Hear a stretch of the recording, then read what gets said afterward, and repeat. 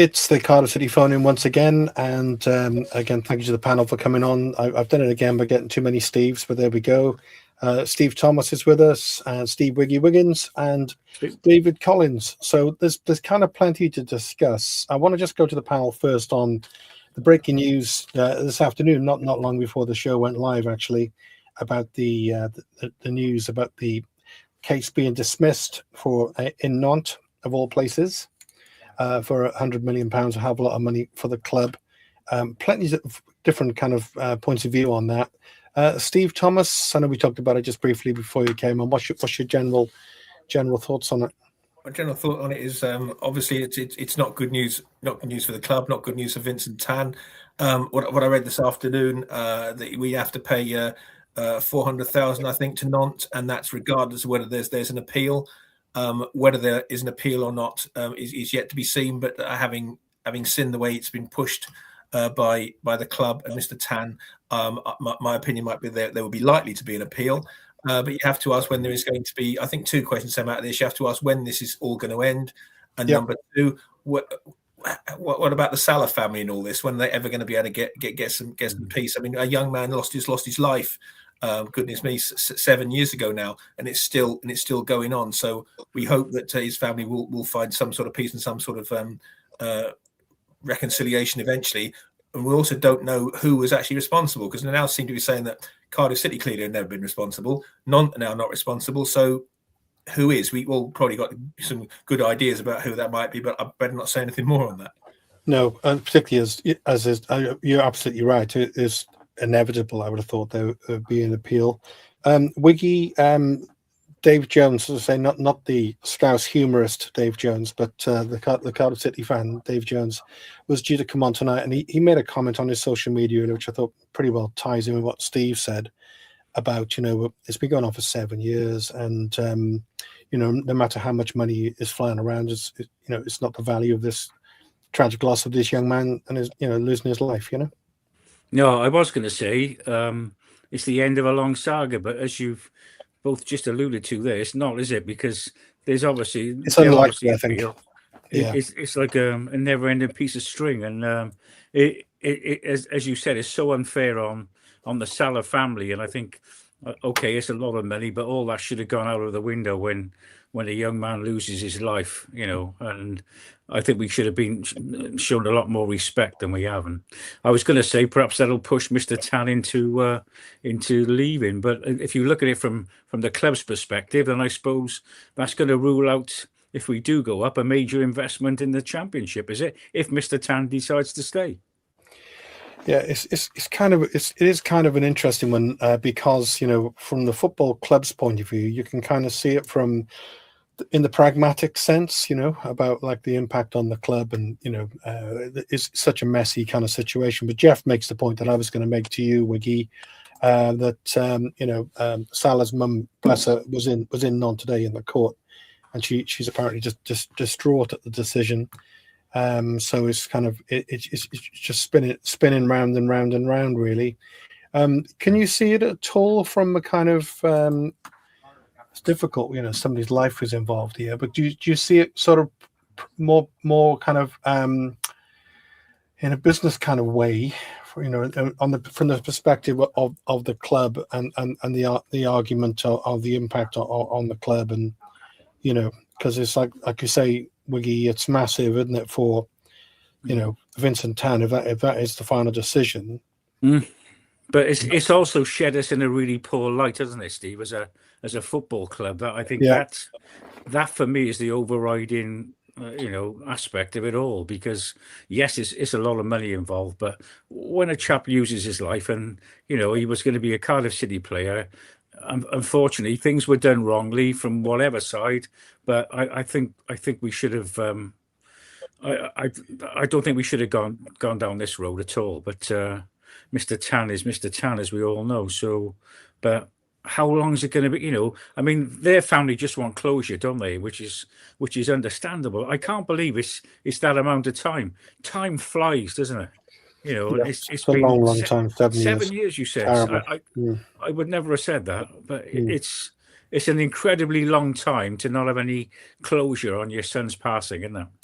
you know. Yeah, and David, you remember, at the time of the death, when the family came over to, just to visit the kind of tributes to him, and which were beautiful, by the way, David. And even then, the press kind of, sort of intruding and on their private grief. What's your perspective on it, David? Obviously, it's fresh to you as it is to the rest of us. Can you kind of see it from a rounded kind of point of view?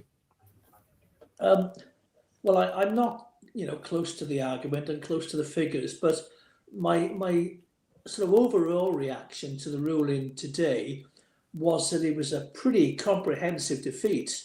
If that was a boxing match, all three judges would have awarded against the city, and they have to give £400,000 damages. So any appeal, I don't know what grounds they would appeal on, some legal technicality. I doubt it, because it's such a crushing defeat that I can't see where the club would go to it, next. But I think I've read some suggestions that somewhere in the club's, accounts or budgeting, there are some finances predicated on the fact that we would win this case. And if that doesn't happen, presumably there must be a gap in the club's accounts. Now, whether that impacts, as you just said, Steve, on our potential to invest in the club next year, whether that affects Tan's position. Gareth Bale's name has come back into the I hadn't seen that.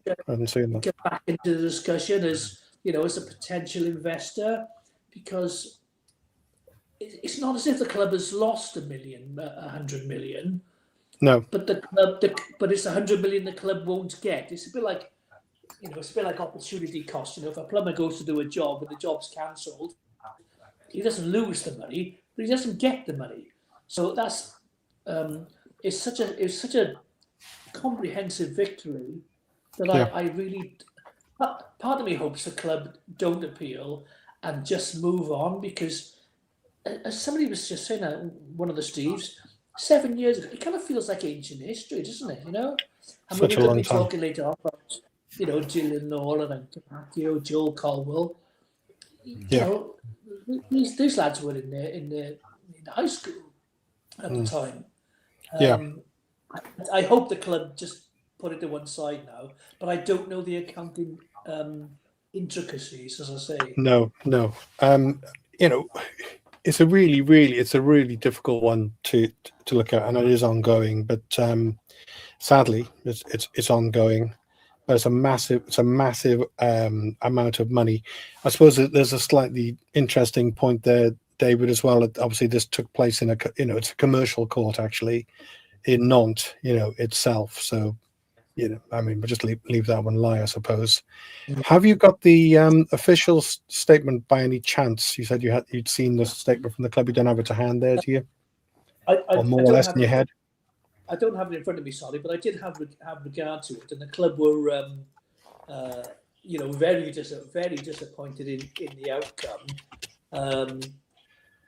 They still think Nantes are liable, and all the sort of the underwritten tones suggest that they're going to appeal. But as I said, it was such a massive, comprehensive judgment against the club. I don't know what ground. Limited legal experience tells me that appeal is not just we disagree. It needs to be things like, and there is new evidence, or and you failed to take this into account, or we were wronged somehow, not just he said, she said. So I really don't know. It's all. The ink's not even dry on these statements yet, Steve. So we'll have to wait and see.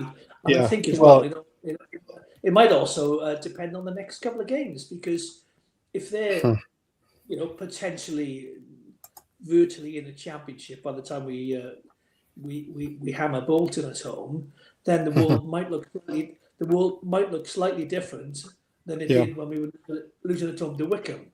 So maybe that's a factor, and a little bit of water will pass under the bridge. We'll just have to wait and see, I guess. Comments from Graham, obviously it shows that there are conflicting opinions on whether this whole thing should have happened anyway. And a point he made earlier was a really good one, just to say that one point, really, if the club had won, where would you expect a football club like Nantes to get 100 million from? It's just it's a bit of an odd one. However, and I want to get away from it really. Obviously, love and best wishes to Emmy and his family, from everyone associated with the show and the club. I'm sure it goes without saying, really. But we can turn to international football, because we have kind of like a little kind of tangent here, because Mark Cox mentions about Lawler. Best we enjoy Lawler till the end of the season, because it might be a case of selling some assets. So I'll come at that slightly differently, David, because we can talk a little bit about Wales. And I know you're a massive fan, and I believe I can quote David Collins, 2026, Dylan Lawler is the best footballer in the world. Is that about right, Dave? Yeah, I stand firmly by that view, Steve. I was watching him against Bosnia-Herzegovina, and even though I was in the press box as an impartial media commentator, I am prepared to accept that let's go to Partizan. He's just wonderful. He's direct. He's an athlete.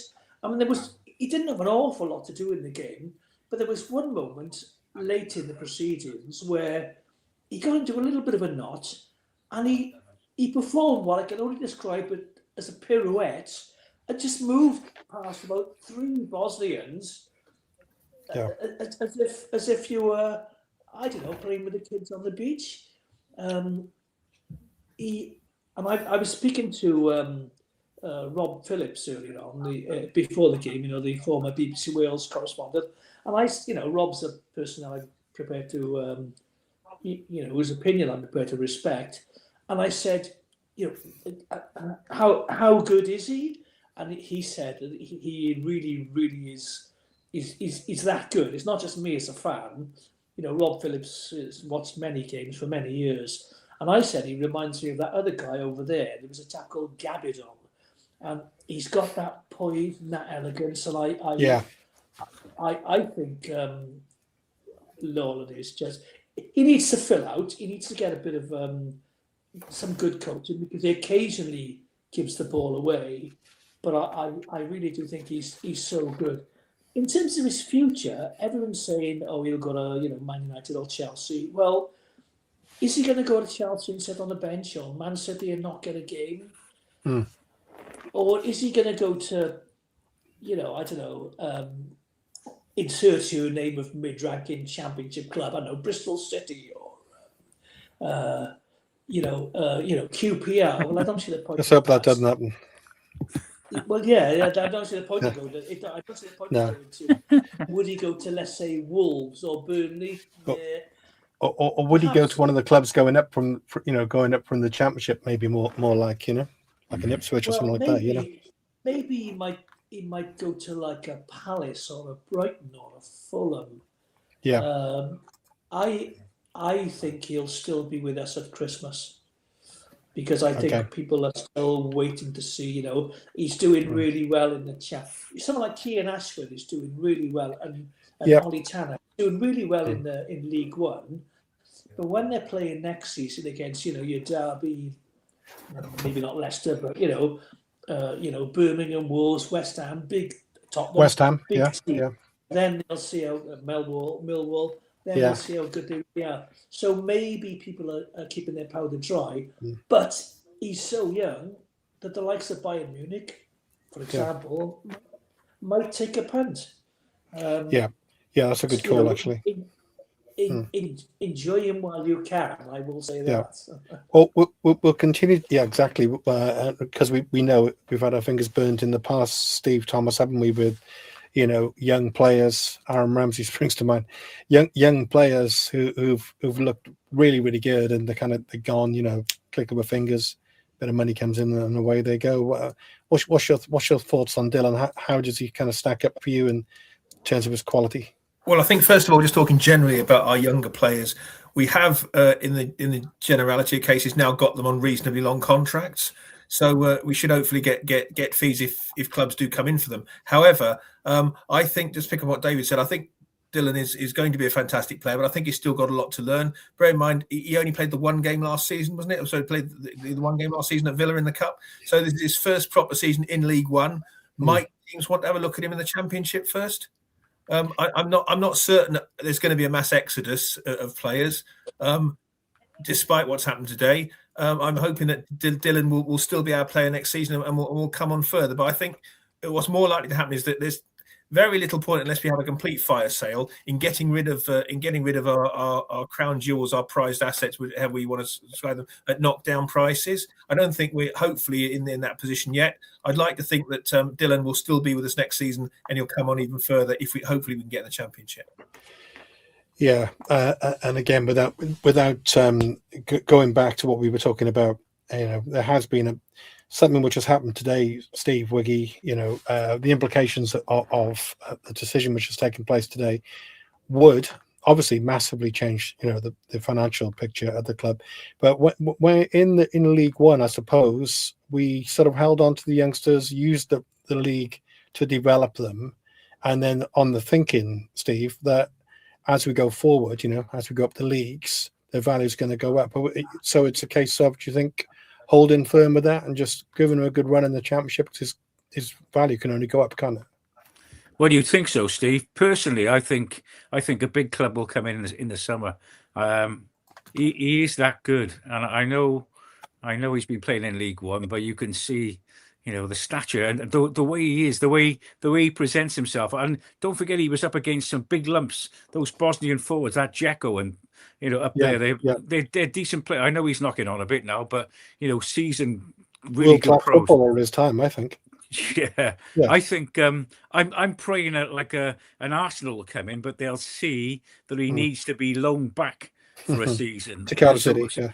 That's that's my wish, that he goes to I think a big club will come in, but I'm just hoping that, as you said, he doesn't want to be sat on the bench there, where if he is at a big club. No. So they that they'll loan him back for a season and give us the benefit of a year should we go up, But of course, he was a new contract, didn't he? If that, for what that means, value wise, it's good, I suppose. Yeah, I'm whether that holds anything, if a club comes in, who knows? But I've got a feeling, we'll get a bid there somewhere. If it's not from a big club, then if, as Dave said, if a Palace or someone like that come in, personally, if I was Dylan, I'd hold out. I wouldn't go to a. I can see him playing for Arsenal or someone like that. I can, okay. He's that good. Somewhere down the line, obviously. How old is he, Steve? 19. Is he 19 yet, Dave? I think he's about 19. Just about. Young 19. If he is 19, yeah. I've got my all I've got is a team sheet from this week. Yeah. I'm going to get him to sign it one day. Yeah. So we're talking about the youngsters, like Steve said, and of course, then the Colwills come into it. So Richard Lewis made the point. Firstly, when you saw Ruben finally getting the nod, David Collins to come into the Wales squad, and then you see him there, scratching his proverbials on the bench. But I think we think maybe already had a bit of a knock or suspect. Fitness injury in training, maybe. I think he felt his groin gaffer at some point, and or a hamstring or something.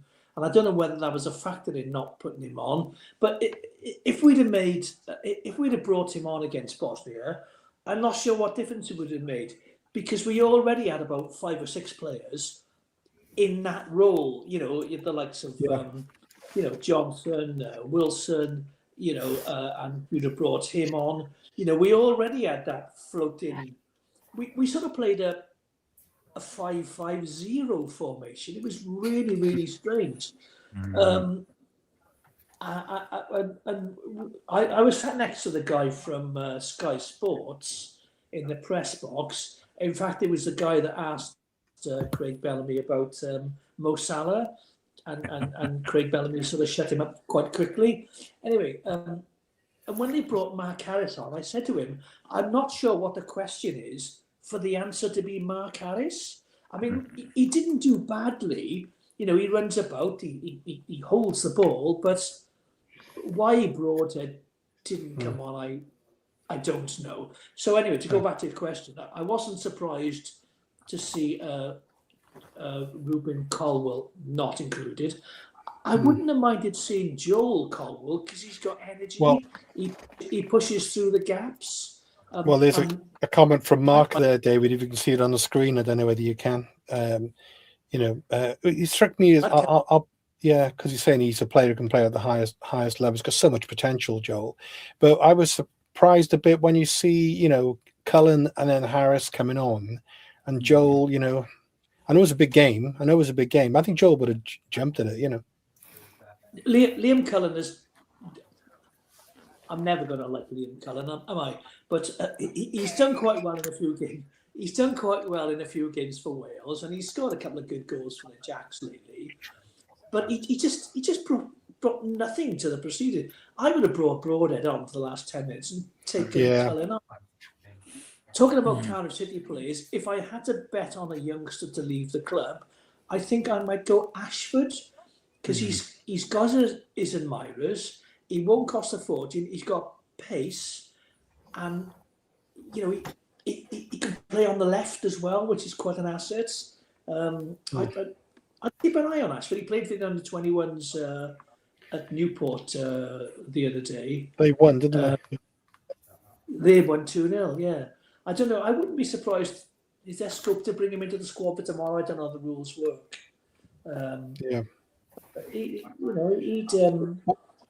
I think Sheffield United were looking at him once, Yeah. Well, he's had a good season. Steve Thomas, hasn't he? Kean, he's come on. He's probably been one of our better players actually over the last few weeks. And what David says there about pace is really important. Whatever division you're in, you somebody who thinks that Joel's got a massive future, Steve? I think a lot of our young players have got a massive future, but I think next season is going to be very, very telling for them. Just to go back to Dylan. Dylan is 20 years old, like a racehorse. His birthday is the 1st of January. So 1st of January. Good line. He is actually 20 years old. But I think a lot of them, the teams further up, 2 points to make. First of all, the teams further up may not be as interested as we think. I take your point, Wiggy, about people coming in, but these players have had a really good season in League One. They need. I think that they want to look at them at a higher level. Yeah, maybe.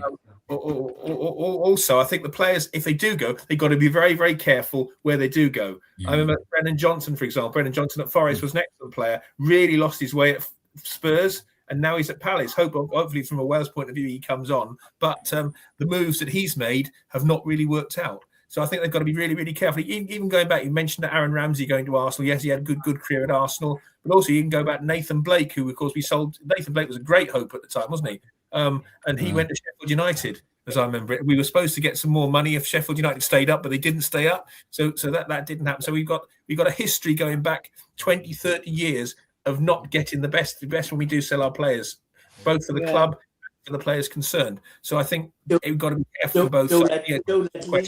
Ian Ashford has had an excellent season. I think again, BBM's got to take a lot of credit for bringing the players on this season. Yeah, I don't know, Steve Wiggy. I haven't noticed much, in the way of kind of firm interest in our younger players. Maybe there's been rumours, but nothing firm. So, yeah, I'd like to think that the club have said, "Oh no, they're our future, and we're going to build with them." But I suppose there will come a time, won't there, when that might change, maybe fairly rapidly. Actually, I don't know. Maybe on the championship. Yeah, everyone's a selling club. At the end of the day, Steve. If if someone comes in with a sizable offer, and we notoriously, even going back to the, I can remember when Toshack was sold. I mean, he was our best player. We sold him, and we didn't go up. No. We had 26 minutes for the Toshack reference. I just missed out on that. Yeah, but we've always sold, haven't we? So and Yeah. if Mr. Tan's in charge, with Wasp, as we mentioned at the top of the show, then I'd imagine that he'd be looking to recoup some of his money. But who knows? I mean, I wish we had a crystal ball that we could look into the future and see what Tan's intentions are, because we're still in the dark really with what he wants to do. I mean, he's no spring chicken now. His family want him out of the business, don't they? So is now, if we do go up, the time for him to sell, and someone like the Bale Consortium come in so we can invest, because we're going to need serious investment next year, aren't we, gents? Let's be honest, we are. Steve, I've got to say, I'm really glad you mentioned John Toshack, actually, because on last week's show we were talking about him because it was his birthday, and at that time I had absolutely no idea about his health condition. So again, whatever he's done, as far as I'm concerned, he's a Cardiff boy, and he's a Wales legend, and terrible what he's going through. He actually poured cold water on the on Cameron Toshack's comments about him having dementia, because he says, I might forget all the goals I missed, but I don't forget all the ones I scored. So he's obviously still got up to a point, his wits about him, but it's hard not to like John Toshack. Yeah, but a lot of people can't stand it. I know he's not well, but a lot of people really can't stand the guy. And we talked about him on the show last week, and he's one of those Marmite characters, but a huge figure, literally, and also in Welsh football, David. Yes, have great credit for that, I think. Yeah. I mean, when he was at Liverpool with Keegan, that Toshack Keegan partnership, it sort of set the definition for the big guy, little guy, doesn't it? Yeah. I need to put my. I'm on 10%, so give me a second. Spiritually or some other way? Plug yourself in, Dave. No, he was. You mentioned Toshack. Yeah, he was my idol growing up. I mean, that's when I first started going down the city, late 60s. Yeah, same here. An absolute idol, and the goals he used to score for the city. I think the game before he left, it was Hull City, I think, and he scored a hat trick. And you mentioned partnerships. Well, Toshack and Clark up front for the City were pure dynamite. Absolutely, yeah, they really were. So I can see why a lot of people. He's recharged now. All right, we're okay now. Okay, go on, Dave. I'm there now. I do remember those names. And I've seen Toshack and Clark play for the City, but unfortunately, my real Cardiff City watching era began just after it. With the likes of Dave Powell and Derek Showers and like that, in those never-ending relegation battle in '70s. Yeah. But anyway, we moved off the point a little bit, haven't we? No, it's we all came into this love with this club at different stages. I think we all know who this person is. I'm going to come back to Steve in a second, because I want to talk about something which is again happening, because we're big in America now, thanks to you, Steve. John Toshack, Wales KTF. What could that possibly stand for? John Toshack, Canton, Cardiff and Wales hero, broke my heart as an 11-year-old. When he went to Liverpool, the club went down in ever decreasing circles after that for the next 30 years. Of course, we signed War Boys, but it was a bit of a strange time. But Steve, it's nice that John Lang is. Tell us a bit more about John Lang. He's watching us from America. Is that right? Yeah. Hello, John. Yeah, I met John on holiday actually in the States in 2023. Met him on music quizzes. Started talking about football, and I've told John, you're welcome at Cardiff City Stadium anytime. Come over, you're my guest. I didn't know you were into music, by the way, Steve. Are you worth having on a pub team at all? It's been known, yeah. But I think I've got to step back, because there's people who know far more music knowledge than me on this show, Steve. Well, I'd say one of them must be Wiggy, because Wiggy is a master of music, as far as I know. Well, I wouldn't go that far. I mean, I can play the recorder. Steve Johnson and I often share album tracks we've been enjoying, or vinyl. Yeah, we music. found in- Music comments fly around. Can we talk about the kit? This have we heard much about this, David? About this new kit, this Castori kit? No, I have to admit that has passed me by. We've had this Adidas kit for years, and now we've got what are we wearing now? I think this is the this is the New Balance, last year's sort of grey ensemble. I must admit, I hadn't quite noticed the change, even though I'm wearing it. I don't know much about the new arrangement. One thing I am puzzled by about the club, and this is with Wales as well. Every Cardiff City fan loves the shirt that Steve Thomas is wearing. I've got one. Absolutely, 1000%. Everybody loves it, and all the bucket wearing hordes for Wales, they all wear the red, yellow, and green bucket hats. But Cardiff City and the FAW never go back to that, and I really don't understand it. And don't get me started on away kits. I mean, our current away kit is sort of peppermint green. This is grey with purple and orange and all the rest of it.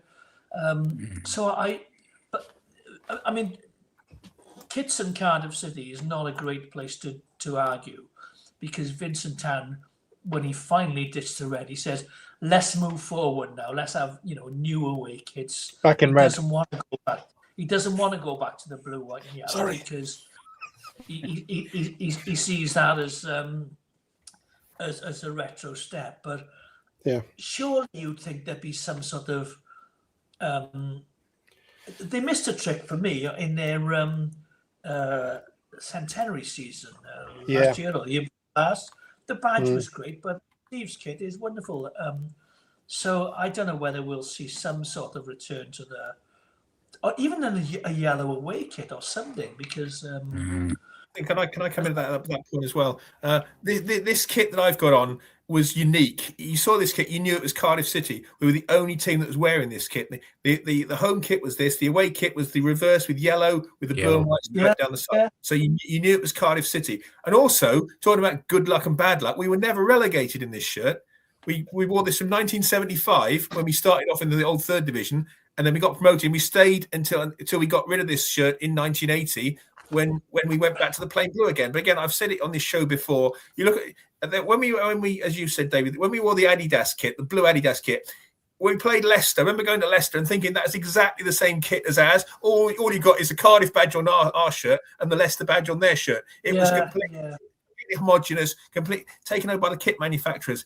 If somebody from Castor or whatever they're called are listening, have a look at this shirt. The fans want it. Give us what we want. Yeah, I'm sure that clip will be viral by tomorrow, Steve. It's an important part of a club's identity. It breaks my heart when you see, I don't know, and the worst offenders are Leeds United. Leeds United will turn out against, I don't know, at Stoke, let's say, and they're playing black or pink, and almost every Premier League game you see, the away team wears their away kit. It's not an away kit, it's a change kit. And especially these clubs like Newcastle, Wolves, who have these iconic, colours and kits, to ditch those because they're playing away at, I don't know, Brentford or something.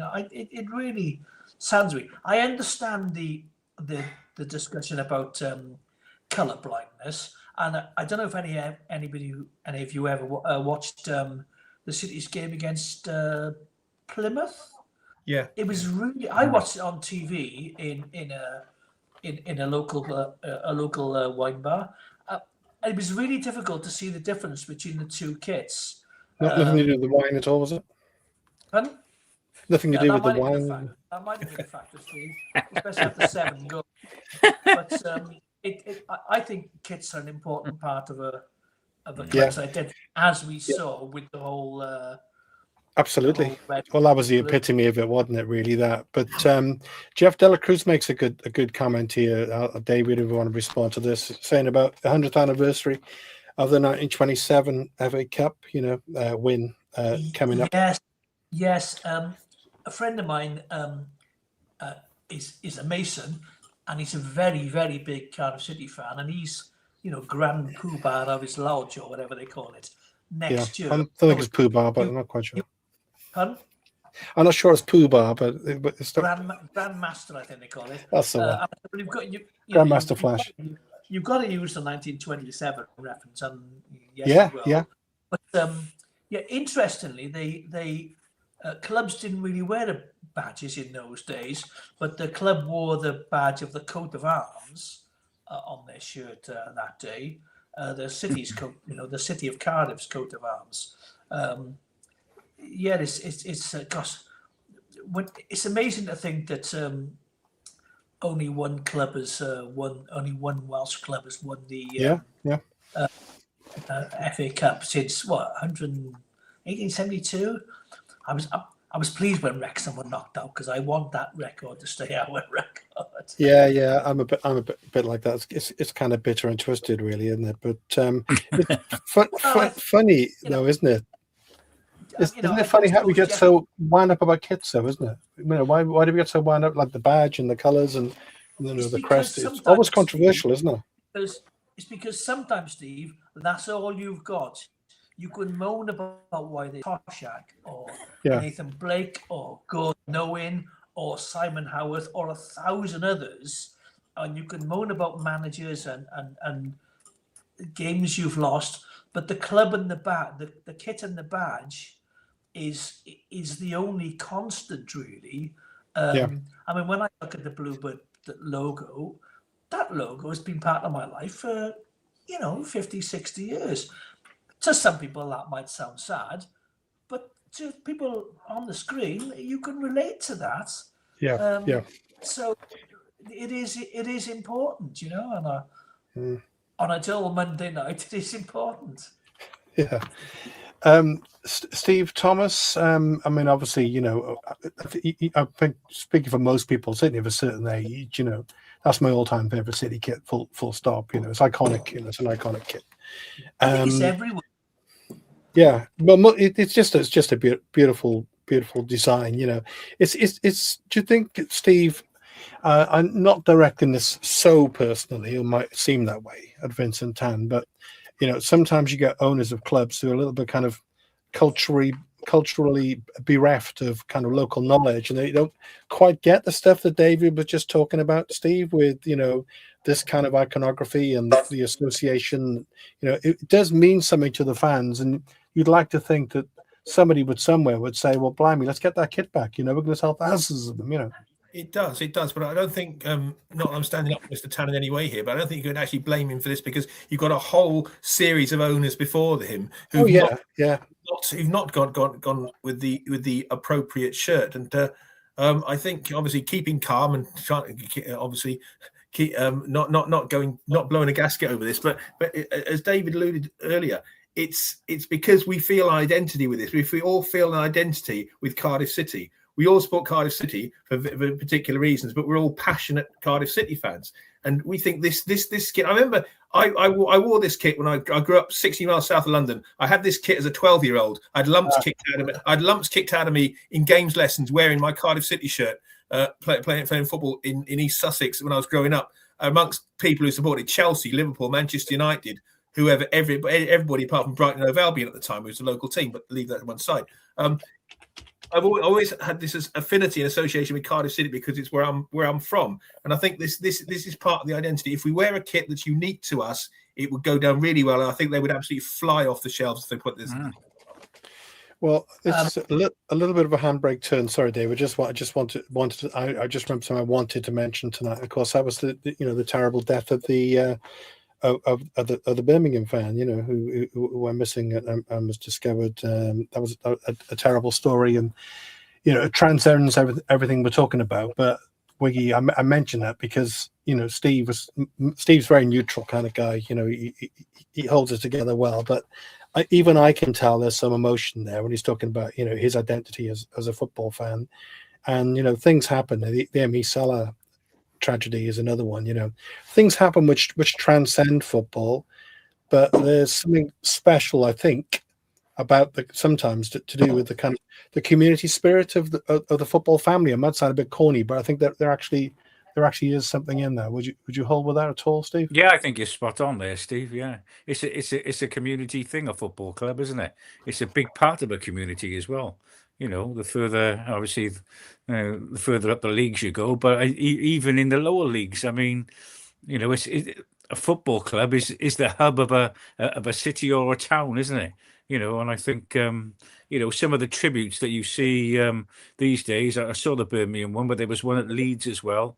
And fans clapping on certain minutes and things like that. I think it's fantastic, and it's great to see opposition fans joining in with that as well. And I've noticed that at several grounds. So that'll answer your question there in one full swoop, Steve. David, as a kind of from a journalistic perspective, I know, I was terrible at being neutral. I'm the world's worst. But I'm not particularly neutral. But I was told off for it a couple of times.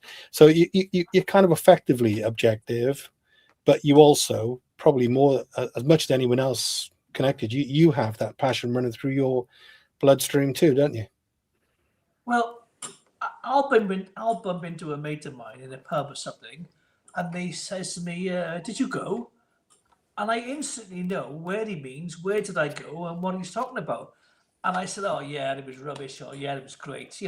There's no, because the preamble is told in the last 50 years. He just says, did you go? Yeah. And the guys I sit with now, I've had a season ticket in the same seat for about, I don't know, let's call it 10 years for the sake of argument.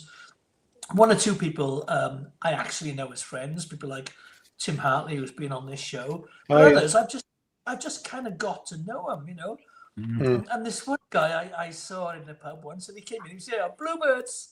And I said, no, I didn't think much of it. He said, I said, I'm sorry, I don't recognize you. He said, I sit by you every other week. And it was the guy who sits to me. But without his baseball cap and the contacts with his wife, it's one of the guys just now used the word family, And I turned to a girl who sits behind me the other week, and I said, "Oh, hello, Jess, so and so, and it is a family. Don't get me wrong. Sometimes it feels like a chore. It really does, especially over the last 5 years. And even over the last 5 games, it's been hard work. But have you seen that banner? The guys like Billy Badger's sells, and it says something like, "Still with the same bird after 125 years." Yeah. It's constant, and you if people aren't in that circuit, you really can't explain it. The guy that goes up the pub on a Sunday afternoon in his Liverpool shirts, it's not the same, Billy No Mates. Yeah, and they've got "You'll Never Walk Alone" tattoo and all the rest of it. It really is. It is not. It's not the same. I'm gonna go one that says "I'll never care."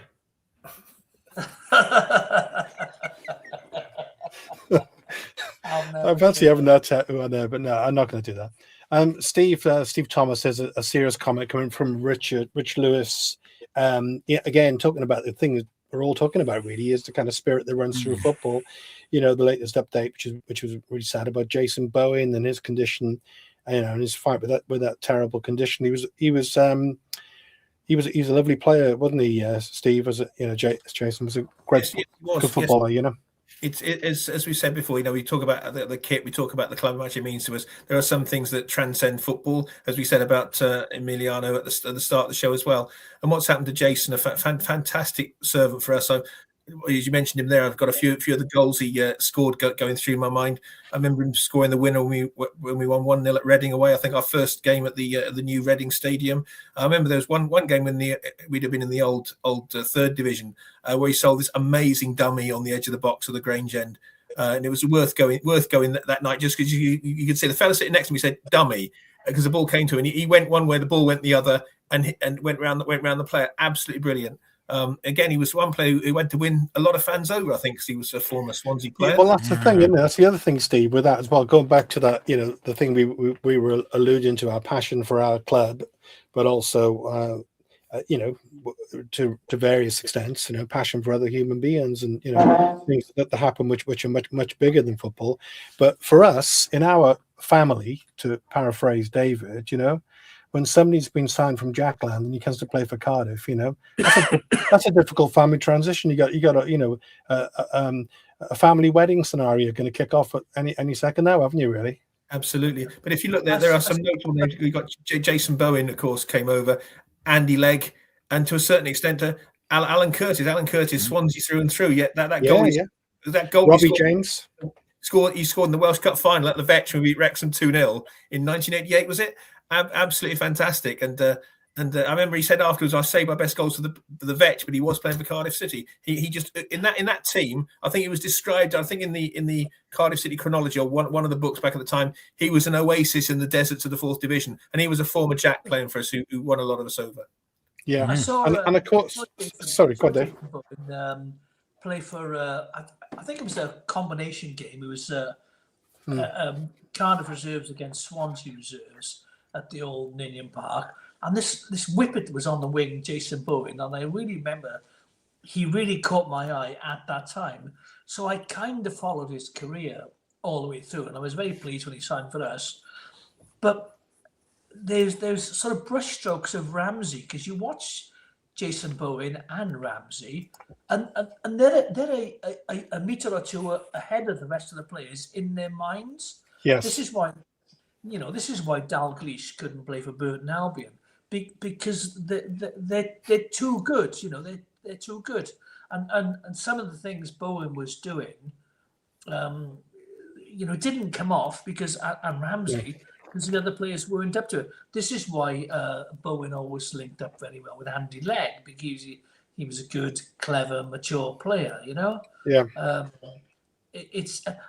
I used to love watching Kenny Miller. He was such an artist in his craft. It's strange how how the divisions separate players of different abilities, isn't it? I've got a great question for the panel, right? Just going to go around this really quickly. I think I know mine. I think I know mine. Who's your favourite former Jack who signed for Cardiff City? I'll start with you, David. Is Jason Bowen up there? Let me just go through all those. Curtis. Yep. Okay, we'll go with that. Steve, you got one in mind? Steve Thomas? I would go for Andy Legg, and I would say also I've seen Andy Legg, Andy Legg in Nottingham before, and I did that to him, and straight away he did it back to me.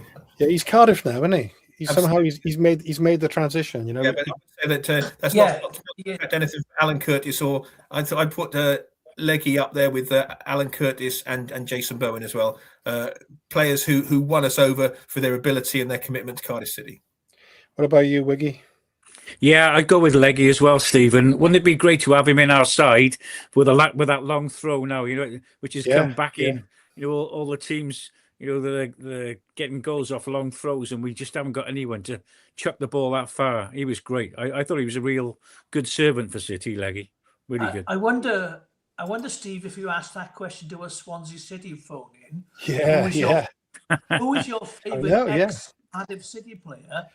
I wonder who they'd say. Toshack, Giles, Gilligan? Gilligan's got to be up there, hasn't he? Yeah. Yeah, thinking about Jimmy. Gilligan? I guess they'd all say Tosh, wouldn't they? Yeah. Listen, we got to talk about, we actually got a game coming up, which is been a while. It's been a while, yeah. We've got a while. We got Peterborough away on the 6th. Peterborough, of course, Steve Thomas. I think they were our first home game this season, if I remember. And we were shocked because Turner played in goal. I think that was the one Wintle scored that amazing goal as well.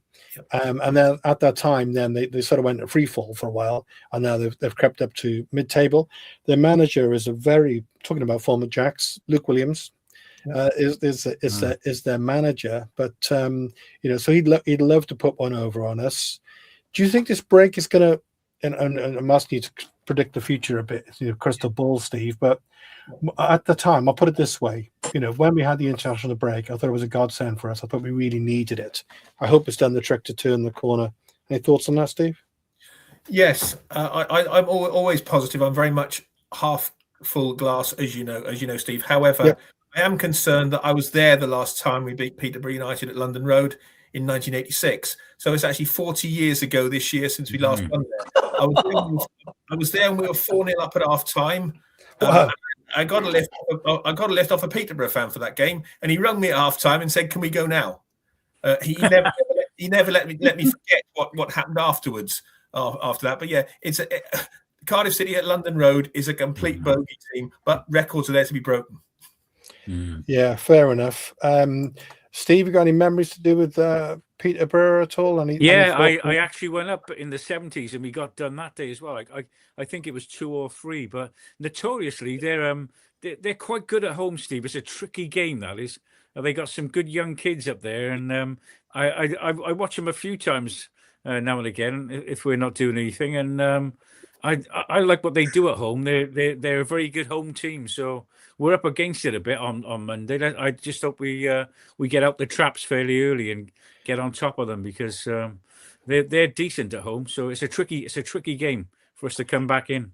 So do you think, are you with me that I hope that the break will have done us a world of good. Maybe some of the players went away for a while, those on international duty, and maybe recharge the batteries and go again. Not many games to go. I hope so, because it'd be great to see Yusuf back in that team, because wouldn't it be fantastic? We just need a bit of an injection up front, don't we? We seem to have lost our way with that false 9. So, even just having Yusuf, on the bench or back in the side is a plus. And I think it looks like he's going to be in contention for the side. So, and the same with Isaac as well, isn't it? They were both, there's 2 players who can do something different up front for us. And I think that's what we needed. We just gone a bit stale up there, haven't we? And David, I don't know whether you're any good at Scrabble, but I think this word that Jeff Delacruz has come up with has got to be worth a lot of points, I reckon, because he's come up with quite a long word beginning with X. But he says that Castoria for Information has a major shareholder in Jim Ratcliffe, the famous xenophobe. So I'll leave people to Google that. That does link into my Peterborough story, actually, because many years ago, I can't remember when it was, I went to Peterborough with my nephew, and we took a flag, and we had, Caerdydd in stick-on letters on the flag. I couldn't tell you who won the game, but I can remember running back and forth the flag as the letters kept blowing off, and we kept sticking them back on in a Scrabble style. Different order. As it hang on the fence. And it just goes to show that sometimes football is not about football. It's about those stupid stories, as Steve was saying, let's go home now when we're 4-0 up or 4-0 down, and letters flying off a flag, and it's absolutely bonkers. I think the international break has done us good, and what I also think, setting aside the Salah thing, I think it's taken a little bit of the heat off the team as well. Yeah. So and we don't have a game now for another week. Week tonight. Week tonight. Gosh, we've missed Salah lately. Teams have found out that without Salah, we haven't got a cutting edge, Although we did score goals at times without him. We did away from home, where there's more space to play in. At the Cardiff City Stadium, they just play, 12 men behind the ball, and we can't break them down.